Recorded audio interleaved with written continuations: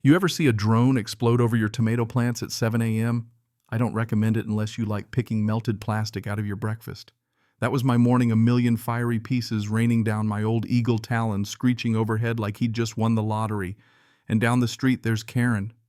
Yeah, that kind of Karen shouting something about airspace laws and government interference. You can't make this up. Coffee in one hand, disbelief in the other. I just stood there on the porch watching the smoke drift up through the quiet morning thinking, that's drone number 4 this week. You ever have one of those, how did my life get this weird moments? Welcome to mine. So how'd we end up here, me versus the homeowners association with actual raptors on my side? It all started as it so often does with a letter. Not a friendly handwritten note, not a neighborly knock, one of those sickly yellow violation slips they slap to your front gate like it's a ransom note, except instead of a kidnapper, you get a spreadsheet addict with a badge. Unauthorized structure in rear yard, potential hazard to community aesthetics. That's what it said. They even attached a photo so blurry it could have been Bigfoot and pointed at the structure, which was for the record a 10-year-old perch pole for Talon, my eldest eagle. You couldn't even see it from the street unless you brought a ladder. Or as I soon found out, a drone. Now I'll admit at first I laughed. Thought it was a joke. I mean bird perch on 2 acres. Half my property wasn't even in the HOA when I bought it. Turns out jokes were in short supply. 3 days later, new violation wildlife attractant activity. No explanation.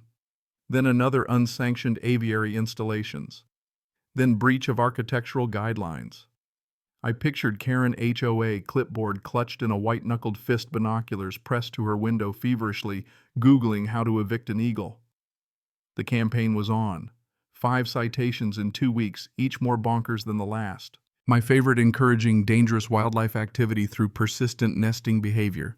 That's what they called it when Ember, one of my younger raptors, laid 2 perfect eggs on the cedar platform I built her in the tree line. You get it, right? This wasn't ignorance. This was a full-on crusade bureaucracy, just with more feathers and a little more spite. 12 years I'd lived at the edge of Juniper Ridge. My backyard rolled into federally protected land. My house was built long before the HOA crept out this far. I kept to myself, they kept to theirs. Or at least that was the deal before Karen moved in. She'd been HOA president for about 6 months, new to the neighborhood, not so new to wielding power like a sledgehammer. Retired marketing exec, husband always out of town, little dog named Mooey who barked at clouds and his own reflection, and Karen had a passion for community compliance that kept her up at night. Here's what she didn't know: I don't hang Christmas lights. I don't gossip at the dog park. Never once attended a meeting about mailbox uniformity.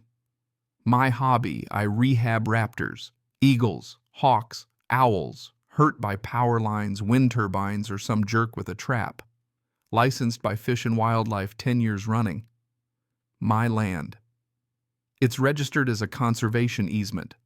That means my little slice of the world actually outranks the HOA's bylaws, which I guess Karen missed on page 4 of the closing documents. But none of that mattered to her. That fact came screaming home the morning I caught her drone buzzing over my back paddock. There I am, feeding Haven, my blind golden eagle, and suddenly I hear this mechanical whine like a wasp with a bad attitude. The drone's hovering maybe 20 feet over my head, camera pointed straight at Ember's nest. Out of pure knee-jerk, I chucked a pine cone at it, yeah. Childish, but you'd have done the same.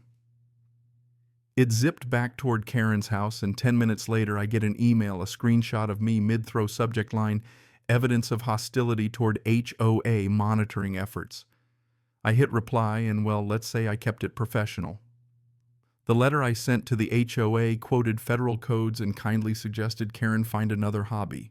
The real email, a little less polite. Next afternoon, I see her out on her own porch roof, steering her DJI drone home like it's a prize stallion.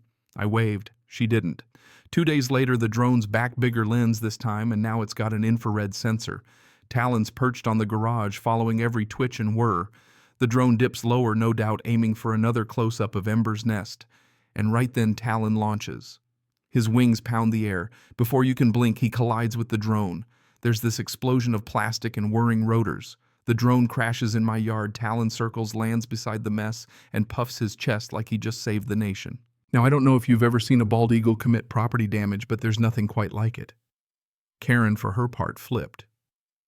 That night, I get a hand-delivered violation, wildlife hazard, aggressive animal behavior. The nerve, right? Her drone trespasses, but suddenly my eagle's the public enemy. I responded with footage from my wildlife cameras, crystal clear drone crossing the nest perimeter, Talon doing what eagles do. I sent it to the HOA, Karen, and for good measure, the city wildlife coordinator. Response: another violation, non-compliant aerial defense structures. That's when I realized I wasn't dealing with dumb. I was dealing with mean. Next week, Karen launches a second drone. Smaller, quieter, but faster. It darts through my pines, and I realize she's zeroed in on a decoy nest I set up by the far edge just to test how persistent she'd get. Ember's turn now. She waits perched up high, barely twitching. As soon as the drone dips under 30 feet, she strikes clean grab, one crunch, and she drops the busted thing near my pond like a cat showing off a dead mouse. I left the wreckage on Karen's sidewalk, sticky note attached. You're being watched too. Did it slow her down? Nope. She bought more drones, started citing me for excessive bird presence, accused me of running an unregulated raptor colony, even said I was operating a wildlife preserve without community approval. That one I pinned to the fridge. At this point, it wasn't war by lawsuit, but by notices, talons, and spinning plastic wings. But what Karen didn't get, I'd been prepping for a fight like this my whole life. She had drones, I had eagles, and not to be dramatic, but the sky belonged to us. You could tell those drone losses stung her. It got under her skin, and suddenly this wasn't about bylaws or safety. It was about pride. She escalated out with the cheap quadcopters in with a blacked-out government contractor-level beast. I'm talking thermal imaging, 8K video, the works. I saw it rise off her driveway one evening, all hush-hush and high-tech red lights blinking. Talon saw it too. I kept him grounded. Had to see just how far she'd push before I went full counterstrike. This drone was different. It zipped through my treetops, parked itself over my old nesting platform, and sat there. For 38 minutes. I timed it. I even made popcorn, just stood on my porch, hoodie up, staring at it while it stared back. The next day, new violation. Community disruption, unauthorized aerial aggression, interference with security operations. Attached a blurry photo of Ember dive-bombing a drone, captioned "Documented Threat." I laughed, then shivered a little. Karen was building a case. Like any good predator, I wasn't about to get outflanked. So I switched tactics. I set up 6 new trail cams, lined the property edge with sensors, even mounted a couple of featherweight GoPros onto Talon and Ember. Years of flight training paid off by the way they barely noticed. I wasn't weaponizing my birds. I was documenting, and what they caught on camera turned my stomach. That shiny new drone of Karen's, it wasn't just watching me. It was floating over 6 other backyards. The Petersons' koi pond, the Ramirez roof. Even hovered by the Wong's upstairs window, caught their teenage daughter mid-change, a black drone looming like a sci-fi nightmare. That frame, that's when everything shifted. I printed that photo, blew it up, and mailed copies to every house on the block. Karen says it's about safety. You decide. By week's end, neighbors were calling some angry at Karen, one at me, but the best Mrs. Halverson across the street, retired Navy analyst. She shows up with a fat binder, operations log, Juniper Ridge surveillance activity. Slaps it on my table, says, "Been waiting 30 years for someone to care about this crap. Let's burn the witch." I laughed for the first time in weeks. Meanwhile, the Eagles kept score. Ember especially, she started tracking drones by sound alone, perched at the corner, head cocked. The second the drone crossed the meadow, she'd launch javelin fast. I didn't encourage it, but I didn't stop it either. My job was to document, and man, did I. 40-plus hours of footage, GPS logs, time-stamped violation notes.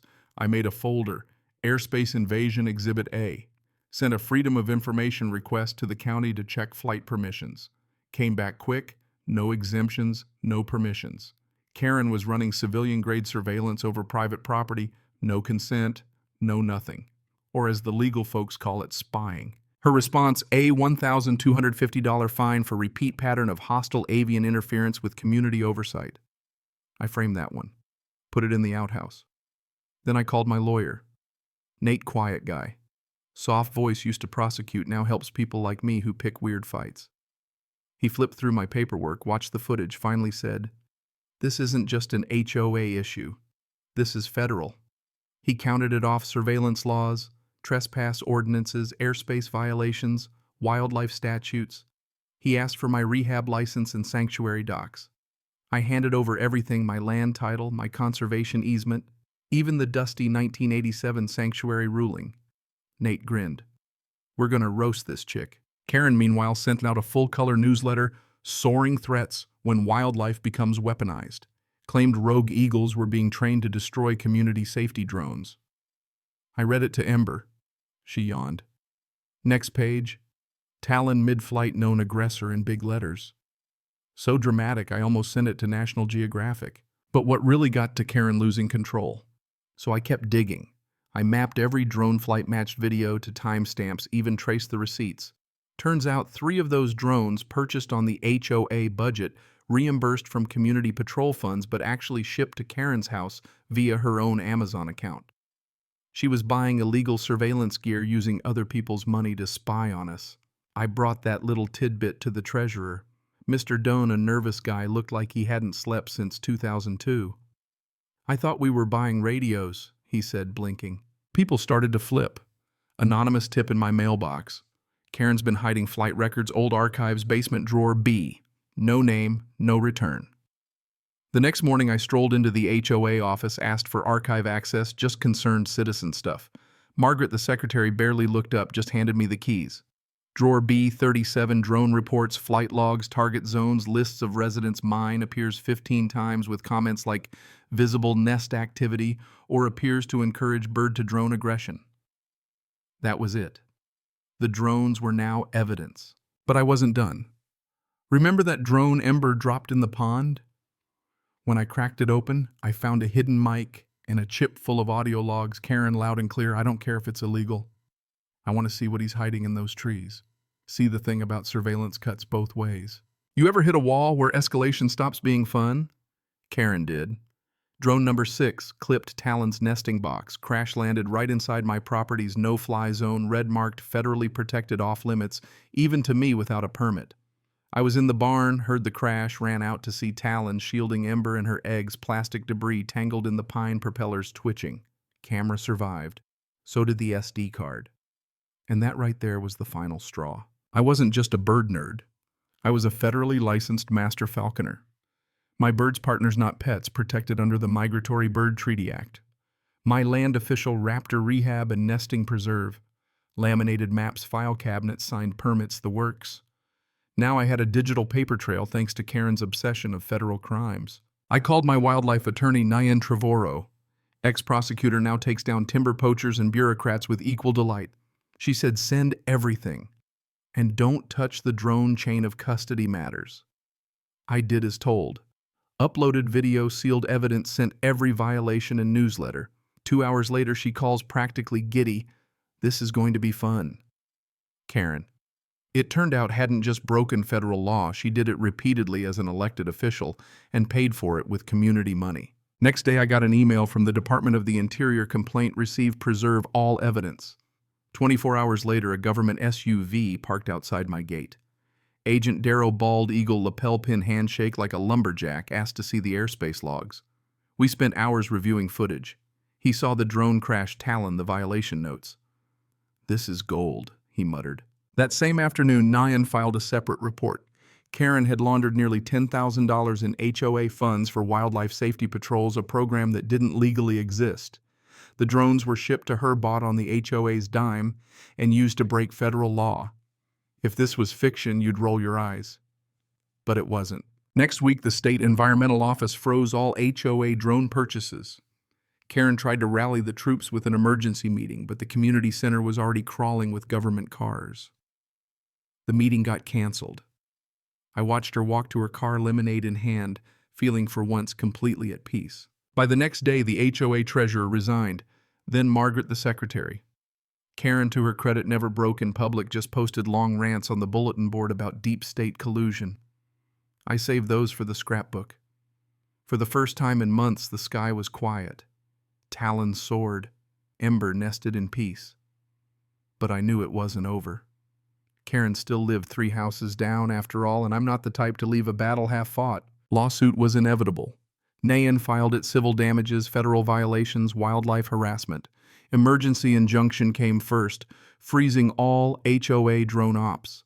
Karen tried to ignore it until government agents showed up and confiscated her fleet, including a special property monitor rig she'd custom ordered. Suddenly silence. No newsletters, no violation notices, just angry stares through closed blinds. First court day, standing room only. Reporters, neighbors, even Talon's vet showed up. Karen arrived in a blazer the color of spoiled fruit, her attorney sweating bullets. Their argument: drones were community safety tools. I'd weaponized eagles for intimidation. Nayan let it hang, then said, "My client's a federally licensed falconer with a recognized sanctuary. The defendants flew drones into protected airspace, spied on him, damaged federal nesting grounds, and misused funds." Then she played the footage. Every bit GoPro from Talon's back drone outside bedroom windows. Karen's own voice, "I don't care if it's illegal." The room was dead silent. Judge looked at the screen, looked at Karen, then asked, "Is that the HOA president?" "Yes, Your Honor." And then Margaret, the former secretary, took the stand. She admitted the drones were Karen's idea, that surveillance never had a full board vote, and that reimbursement was disguised as equipment upgrades. That was it, the coffin nail. The ruling. This court finds the HOA under President Karen Mitchell engaged in repeated willful violations of federal conservation law, unauthorized surveillance, and misuse of community funds. The board is dissolved, authority suspended, forensic audit ordered. Karen tried to appeal, didn't work. FAA hit her with fines for unlicensed drone use, penalties for eagle harassment. Her husband left. House went on the market. The eagles got their sky back. Me, I finally got peace. Ember's chicks hatched strong. Talon perched on the weather vane, king of all he surveyed. With the settlement, I built a new rehab center right along the North Ridge, stone walls, steel mesh, a classroom for kids. I named it Karen's Nest. Yeah, maybe it's petty, but I earned it. Underneath the sign, a sanctuary for raptors, free from harassment. Opening day, 200 people came, even the mayor. The local paper called it a win for wildlife and homeowners tired of clipboard tyrants. Karen never showed, but her old house sat across the way, shutters drawn, grass gone wild, price slashed again and again. A year later, a retired park ranger bought it and asked if I needed volunteers. Sometimes justice is a court ruling. Sometimes it's a guy cleaning out a house once ruled by a surveillance queen while 2 eagles circle overhead free. That violation notice, aggressive bird activity, still hangs in my office right next to a thank you letter from the Department of the Interior. Some people win with lawsuits.